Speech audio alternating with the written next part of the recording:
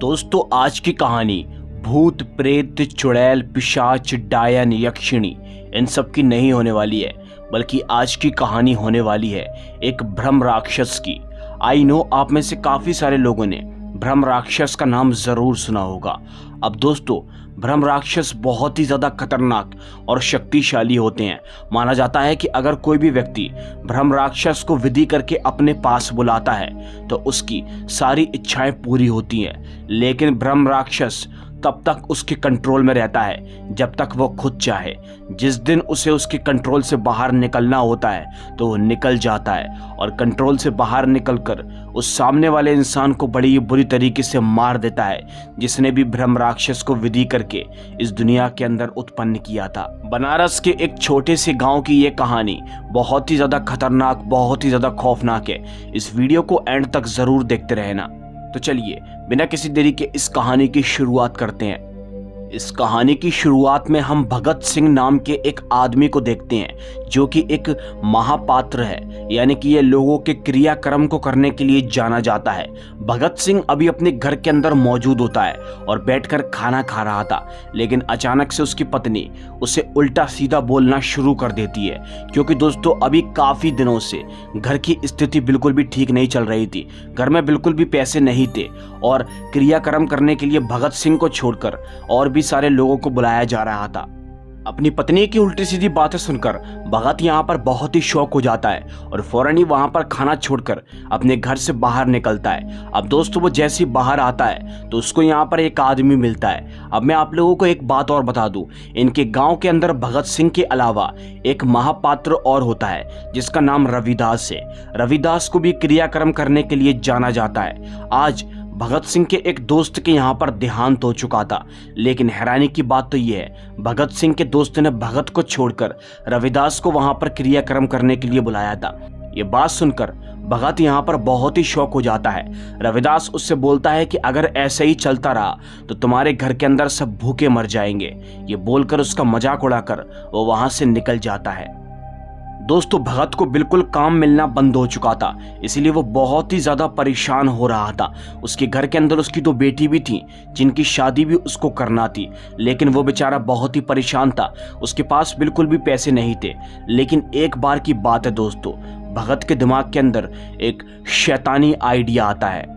एक रात भगत अपना सारा होलिया बदलकर जंगलों के रास्ते एक जगह पर जाकर बैठ जाता है और अब वो इस जगह पर बैठकर ब्रह्म राक्षस की विधि करना शुरू कर देता है। यानी कि वो अपनी विधि को करके ब्रह्म राक्षस को इस दुनिया के अंदर उत्पन्न कराना चाहता है, क्योंकि उस राक्षस को बुलाकर वो रविदास को मजा चखाना चाहता है और साथ ही साथ और भी लोगों की हत्याएं करके खुद एक पैसे वाला बनना चाहता है। जब दोस्तों वो वहां पर विधि करता है तो कुछ ही देर के बाद उसकी विधि से एक खूंखार खतरनाक ब्रह्म राक्षस प्रकट हो जाता है। ब्रह्म राक्षस जैसे ही उसके पास प्रकट होता है तो भगत उसको यहाँ पर आदेश देता है। उससे बोलता है कि तुम्हें मैंने बनाया है और मैं ही तुम्हें कभी भी मिटा सकता हूँ, इसलिए मेरी बात को कभी मत टालना। ब्रह्म राक्षस उससे बोलता है जो हुक्म मेरे आका। अब तभी यहाँ पर भगत उससे बोलता है कि तुम्हें रविदास की मौत करनी होगी, उससे मारना होगा। ये बात सुनकर ब्रह्म राक्षस उसकी बात को मान जाता है। अब दोस्तों दूसरी तरफ हम देखते हैं रविदास को, जो कि रात के वक्त पर जंगलों के रास्ते कहीं जा रहा होता है। अचानक से उसे किसी के चीखने चिल्लाने की आवाज़ सुनाई देती है, किसी के घुर्राने की आवाज़ सुनाई देती है, जिसे देखकर वो बहुत ही जोर से डर जाता है। कुछ ही देर के बाद रविदास के ऊपर वो खूंखार ब्रह्म राक्षस अटैक करता है, देन उसे बड़ी बुरी तरीके से चलकर मार डालता है। अब जैसे ही यहाँ पर सुबह होती है तो रविदास के अंतिम संस्कार की तैयारियां चालू थी, इसलिए दोस्तों उसके परिवार वाले उसके अंतिम संस्कार की तैयारियां करना शुरू कर रहे थे। बट वो लोग इस बात से बहुत ही ज़्यादा डर रहे थे, अनजान थे कि आखिर अच्छा खासा आदमी जो कल तक एकदम ठीक था, उसकी मौत इतनी बुरी तरीके से किसने कर दी। सभी के सभी लोग बहुत ही शौक हो रहे थे। उसके फ्यूनरल में भगत भी पहुंच चुका था और उसे अपने आंखों के सामने मरा हुआ देख भगत यहाँ पर अंदर ही अंदर बहुत ही खुश होता है। लेकिन वो इस बात से अनजान था कि अभी एक बहुत ही भयानक मंजर आने वाला है। अब दोस्तों इसी के साथ अगले ही सीन में हम देखते हैं भगत अपने घर के अंदर बैठा होता है। कुछ ही देर के बाद वहां पर उसकी बेटी, सबसे छोटी वाली बेटी जिसका नाम शिलू है, वो वहां पर आती है और वो देखती है कि भगत का लोटा रखा हुआ है, इसीलिए वो उसे छूने की कोशिश करती है, उसे उठाने की कोशिश करती है। बट दोस्तों आपको सुनकर बहुत ही हैरानी होगी, वो लोटा उठ ही नहीं रहा था, वो लोटा बहुत भारी हो चुका था। अब जब यहाँ पर भगत अपनी बेटी को लोटे को उठाते हुए देखता है तो वो बहुत ही शॉक हो जाता है। वो फौरन ही अपनी बेटी के ऊपर चिल्लाता है और बोलता है कि आज के बाद मेरी बिना परमिशन के इस लोटे को हाथ मत लगाना। अब भगत लोटे को हाथ लगाने से मना क्यों कर रहा है? वो इसीलिए क्योंकि उसने उस ब्रह्म राक्षस को इसी लोटे के अंदर कैद किया है। उसकी बेटी शिलू बहुत ही डर जाती है, उसे कुछ भी समझ में नहीं आता कि आखिर इतना छोटा लोटा इतना भारी कैसे हो सकता है। अब दोस्तों तभी हमको कहानी रात के वक्त की दिखाई जाती है। रात के वक्त पर हम देखते हैं भगत को, जो कि फौरन ही अपनी उसी लोकेशन पर पहुंच जाता है जहां पर उसने विधि करके ब्रह्म राक्षस को बुलाया था, और वहां पर बैठकर दोबारा किसी विधि करता है और ब्रह्म राक्षस को अपने पास उत्पन्न कराकर उसे हुक्म देता है कि गांव के एक परिवार की और हत्या कर दो। दोस्तों ब्रह्म राक्षस कुछ ऐसा ही करता है, वो फौरन ही गांव के एक परिवार के घर के अंदर चला जाता है। वहां पर एक पति पत्नी सो रहे थे, बट कुछ ही देर के बाद ब्रह्म राक्षस घर के अंदर जाकर उन दोनों को बड़ी ही बुरी तरीके से मार डालता है। उन दोनों की हत्या करने के बाद ब्रह्म राक्षस फौरन ही भगत के लोटे के अंदर आकर कैद हो जाता है। अब दोस्तों तभी हमको अगले दिन का सीन दिखाया जाता है। अगले दिन हम देखते हैं गांव में इतनी सारी मौतें होने के बावजूद गांव के एक आदमी ने एक बहुत ही प्रसिद्ध तांत्रिक को बुलवाया था, जो कि इस बात का पता लगाना चाहता था कि गांव में आकर इतनी मौतें कैसे हो रही हैं और कौन कर रहा है। अब यहाँ पर भगत को भी बुलवाया गया था।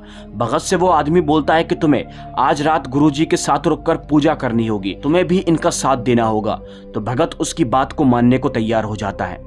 लेकिन दोस्तों वो तांत्रिक भगत को बहुत ही गौर से देख रहा था, इतनी गौर से देख रहा था, इतने गुस्से से देख रहा था, जिसे देखकर हमको ऐसा लगता है कि वो तांत्रिक भगत के बारे में सब कुछ जान चुका है कि ब्रह्म राक्षस को इसने ही उत्पन्न किया है।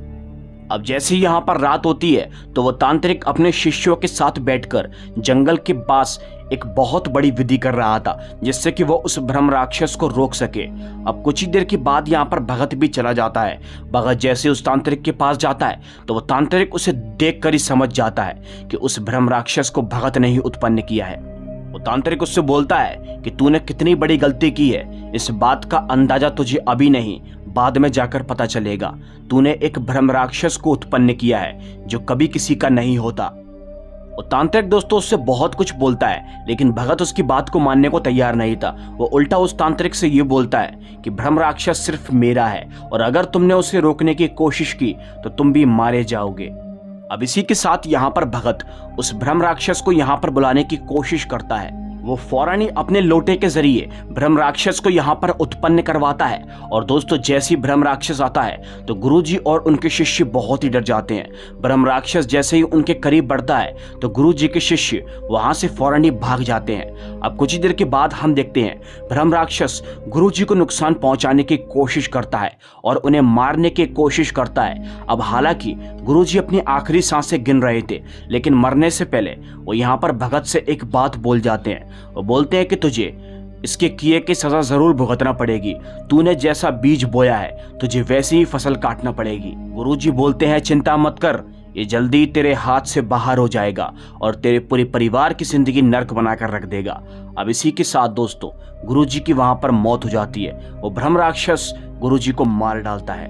गुरुजी को मारने के बाद वो ब्रह्म राक्षस शांति से भगत के लोटे के अंदर प्रवेश कर जाता है।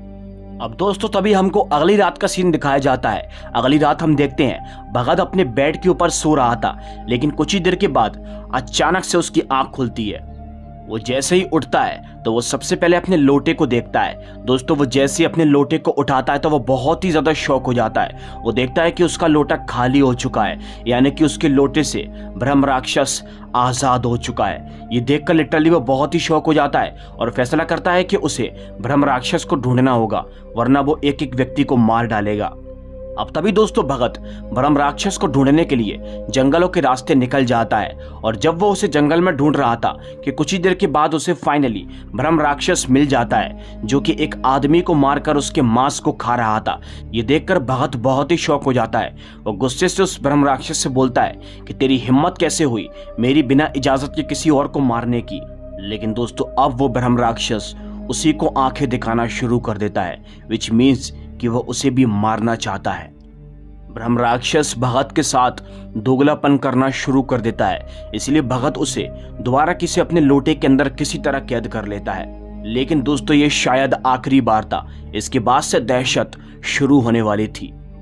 अब तभी दोस्तों हमको अगले दिन का सीन दिखाया जाता है। अगले दिन हमको पता चलता है भगत की सबसे बड़ी वाली बेटी जिसका नाम शीला है, उसको देखने के लिए आज लड़के वाले आ रहे हैं, इसलिए वो पूरी तरीके से तैयार हो जाती है, रेडी हो जाती है। उसके पास में उसकी छोटी बहन शीलू भी खड़ी हुई थी। बट कुछ ही देर के बाद शीलू वहां से चली जाती है। उसको उसकी माँ ने आवाज लगाया था और दोस्तों शीला अकेली शीशे के आगे बैठी हुई थी, अपने आप को निहार रही थी।